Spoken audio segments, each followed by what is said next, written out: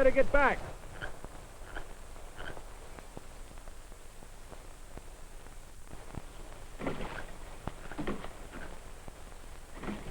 I see the can.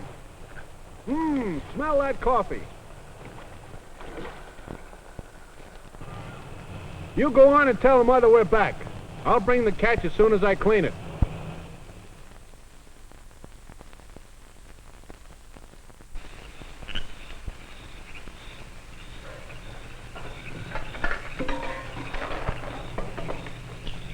Hi, dear. Oh, hi. Jack said you did all right. Well, they ought to make enough for supper. How did you and Betty do? Oh, we came in early so that we could get some packing done and get an early start in the morning. Don't remind me going home. Can't we squeeze in one more day? Oh, I'm afraid not, son. I have to be back to work on Monday. Mm-hmm. And you and Betty have to get ready to go back to school. School already. Gee, seems like the summer just started.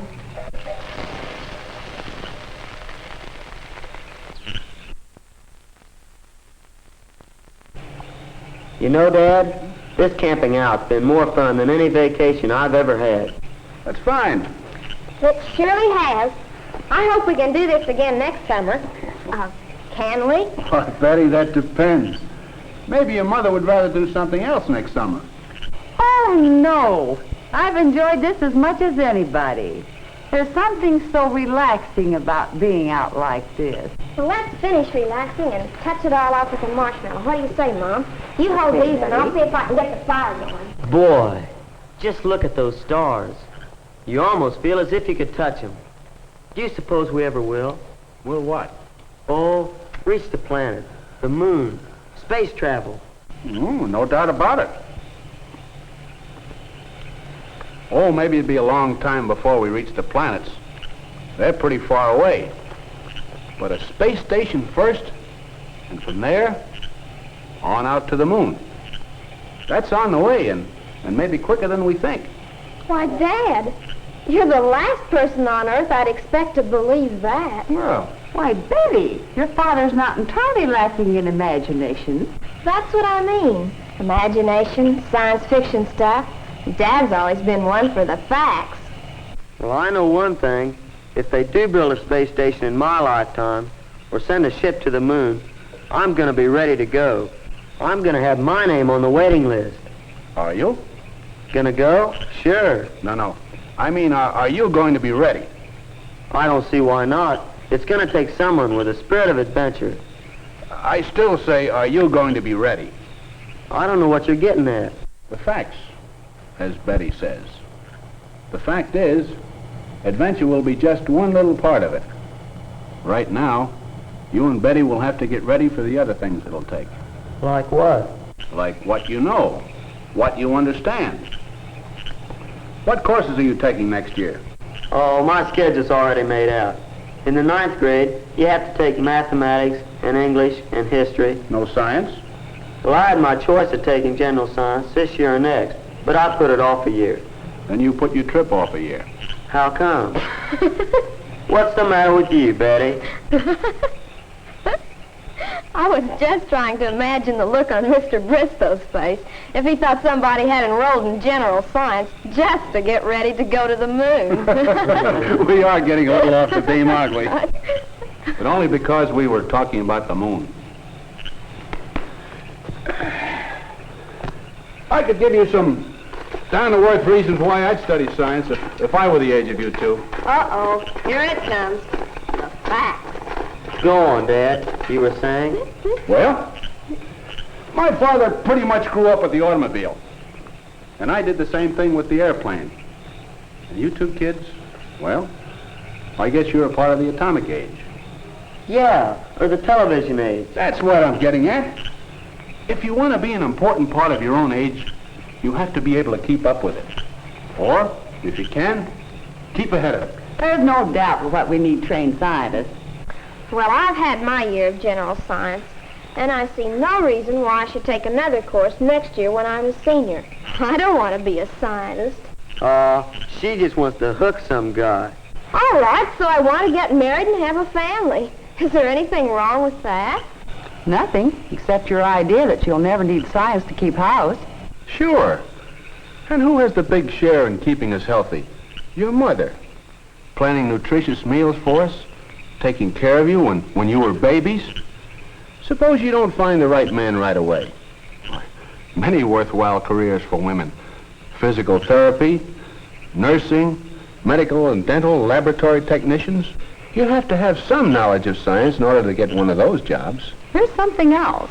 When you and Jack were little and wanted to know, what made it rain? What made the telephone work? When did you ask? Not Dad. He was at work. What I didn't learn about science in school, I had to dig out of the encyclopedia later to satisfy you. So you see, women need to know as much about science as some men do. There you said something, Mom. But what about me? I'm no Edison or Einstein.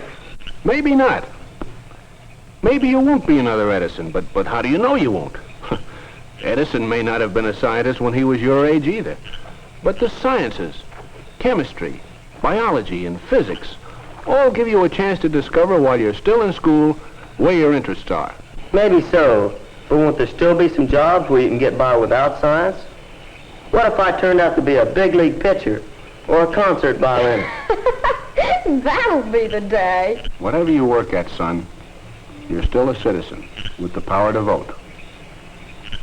Living in a scientific age, we need citizens who know enough about science to make intelligent decisions about what they do. We've used science to prolong life, to increase security and happiness. But it can also be used for destruction. Are we going to use it constructively to promote peace and give the world freedom from want? It'll be up to you, and you too. Yeah, I see what you mean. It gives a fellow a lot to think about.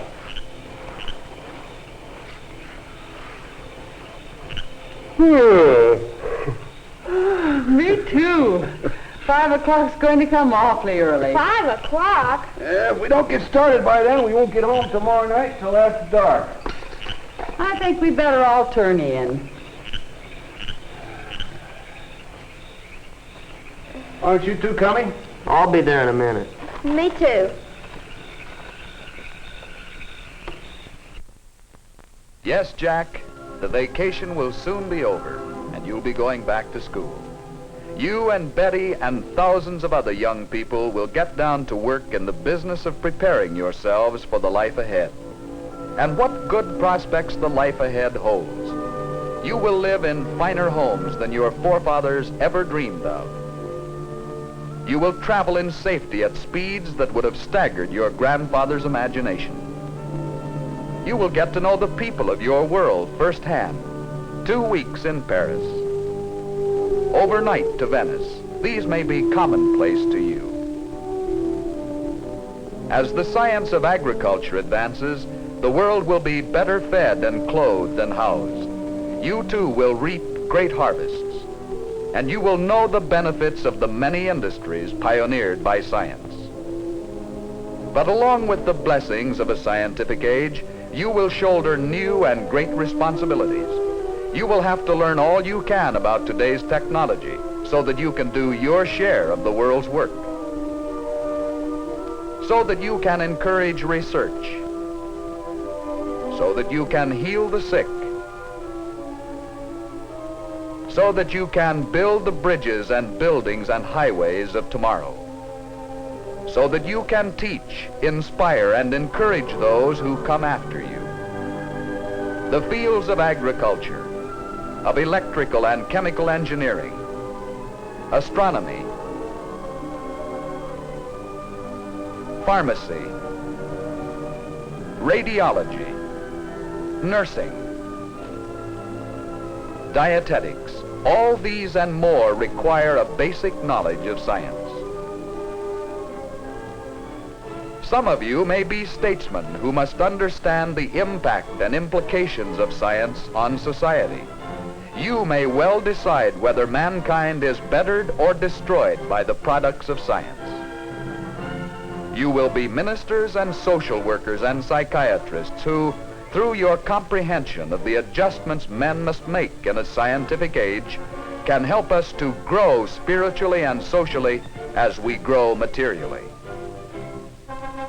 But apart from future benefits, you will find the various fields of science are absorbing studies right here and right now while you're in school. Science is fun. It helps you to learn, to know, and to appreciate. When you study science, you may go on field trips. You discover the marvelous interrelationships between all living things. You learn to read the history of the earth as it is written in rocks and fossils. You find out what makes things tick, everything from a molecule to a living organism. In the study of science is found the most useful and satisfying knowledge of man. Knowledge of his physical world, its past, its present, and its future. And in your moments of relaxation, now and in the years to come, you will find the study of science leading you into fascinating pursuits: photography, collecting. Why study science? Study science because you and Betty and the Nancys and Bills and Joes and Janes all over the country will find in the study of science a richer, more rewarding life.